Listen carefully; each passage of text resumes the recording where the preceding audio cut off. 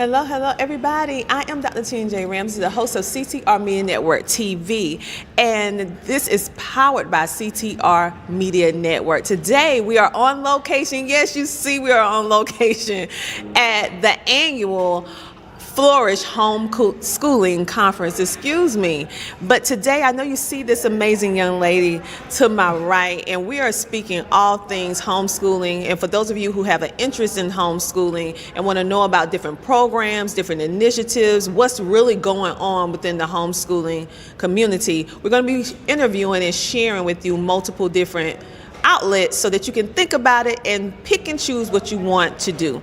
So today we have Holly. And Holly, I am so excited to actually speak with you because before we actually got on camera, you was telling me some of the amazing things that you do. So for our viewing audience, could you please tell us a little bit about yourself and what you do? Sure. My name is Holly Teray. I consider myself a mom on a mission. I am a consultant for the American Federation for Children, and what we do is we promote and enhance educational options across the nation.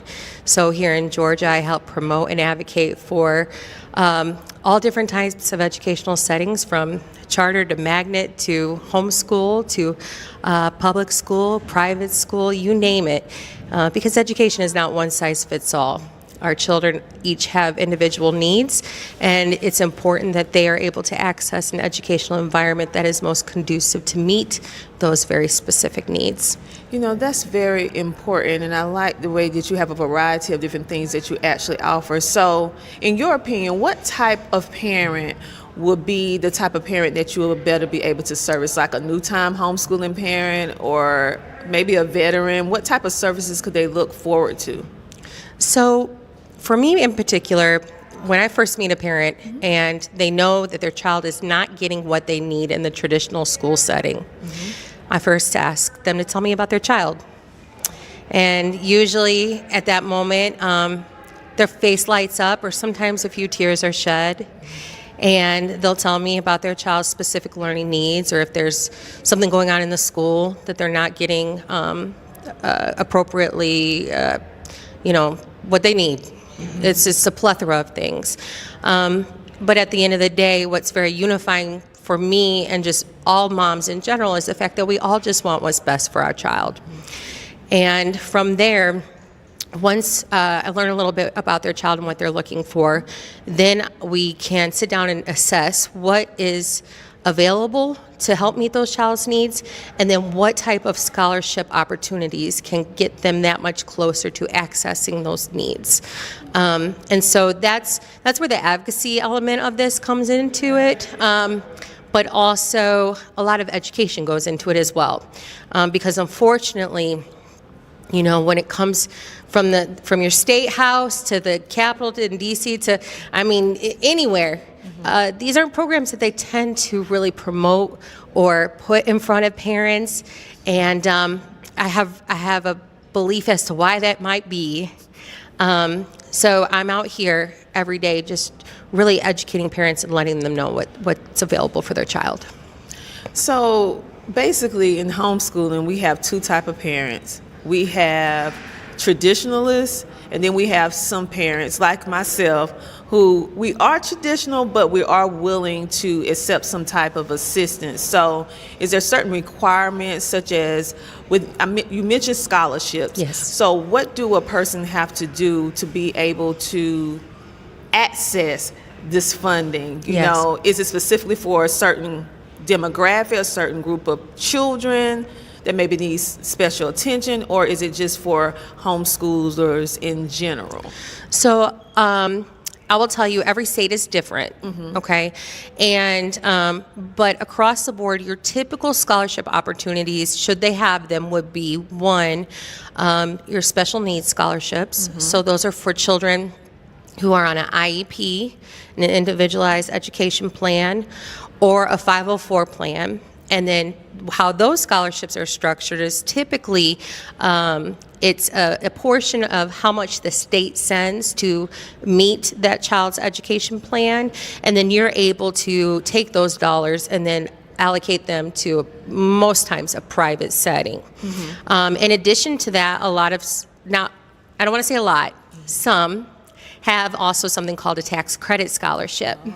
Tax credit scholarship is usually based off of household income, but I have learned that they tend to be pretty liberal in that, and I've never really met a family that wanted one that couldn't truly access it. And then lastly, and this is kind of new on the education landscape, it's called an educational savings account, an ESA.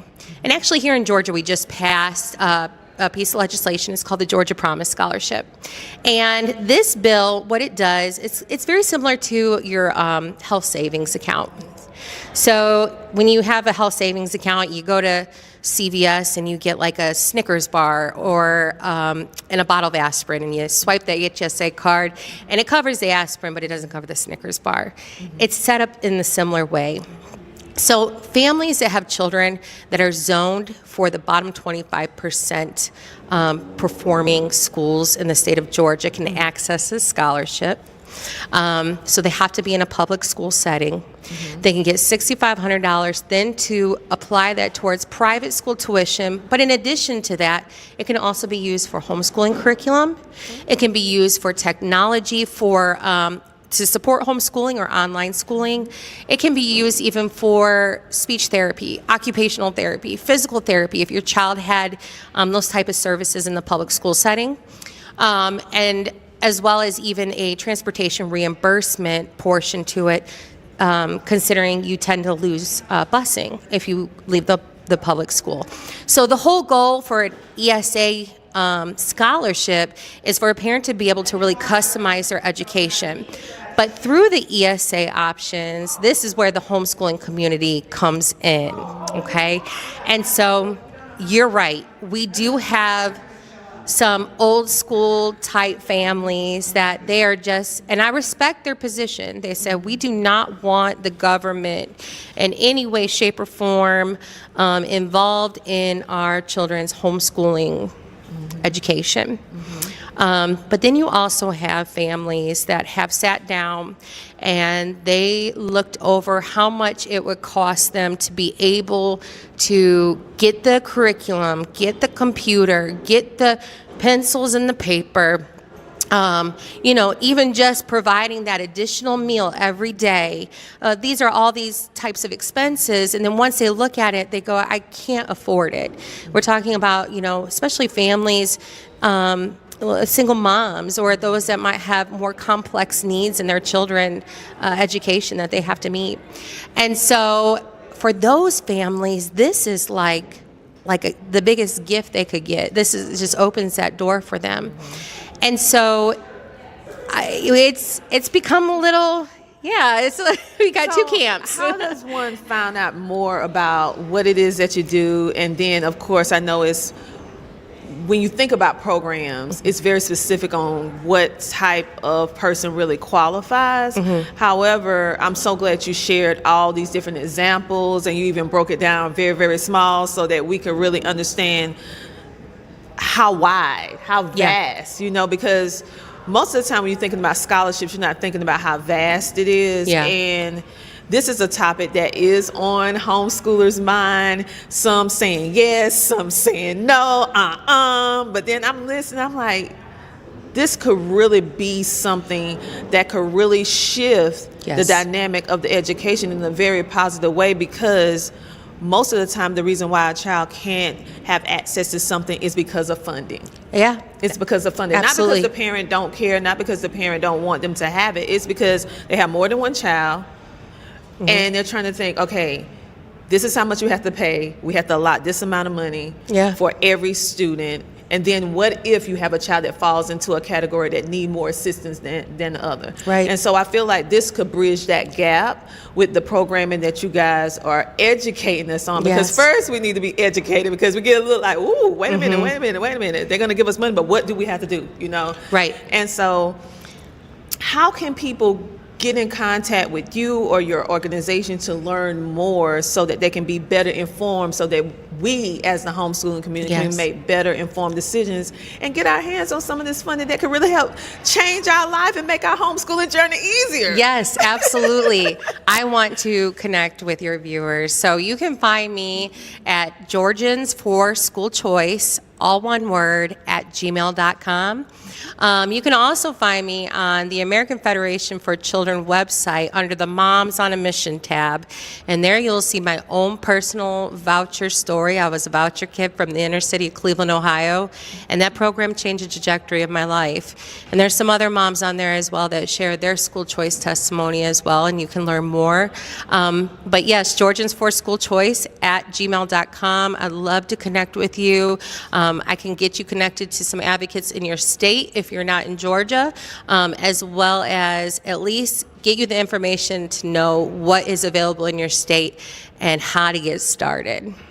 That is important. Holly, thank you so much for sharing all of this information. I mean, I wish I knew you a couple of years sooner, because I'm hearing about all of this amazing things that are actually available right now. That so many parents, due to a lack of not knowing, we don't even know how to access this stuff. And so the fact that you broke it down and actually sharing, you guys really go to the website, reach out, and find out about these services that are available, and see, do your family fall up under that category, because you just never know, and that can greatly de-stress your homeschooling process. Okay, Yes. I'm all about homeschooling, but de-stressing it as much as possible while you're Yes. homeschooling. So if someone will be able to help you with funding to buy electronics, which your baby's gonna need, Yeah. that would be a great service to you. So please take her advice and check out everything that they have to offer. So is there anything else you would like to share with our viewing audience that you feel like they need to know, or something that you wish you would have known before and you think it's like a good little tidbit, a good little tip to help a parent that feel like they're all alone or they need some extra help? I would say your voice matters and it makes a difference. If you're a parent and you find yourself in a state that does not make priority educational choice, then it's time to use your voice and advocate for your child. You are the only one that knows what your child needs and how to get it. And sometimes we do have to utilize certain people in position of power in order to access those things. So you're going to go to your lawmaker, you're going to go to your state house, you're going to talk to your county officials, you're going to rally parents together, and you're going to make this happen. You're going to make it happen because we did it here in Georgia, and it's happening across the country, and it just starts with the power of one mom that's on a mission for their baby.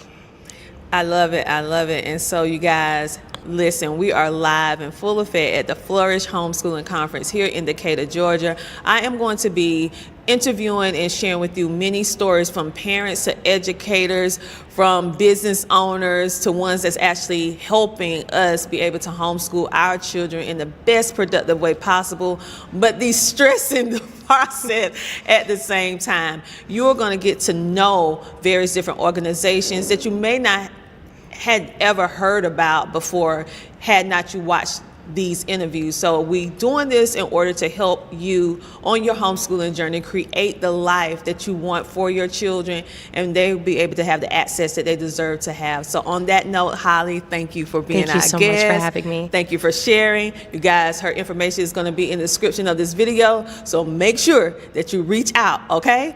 Okay, for those of you who do not know, or no one ever told you that you matter, that you're important, and that you're loved, I want you to know at the end of the day, I love you, that you're important, and your word really matters. She said it in a nutshell. So until next time, you guys have a great, amazing rest of your day, and we'll see you in the next interview. Bye.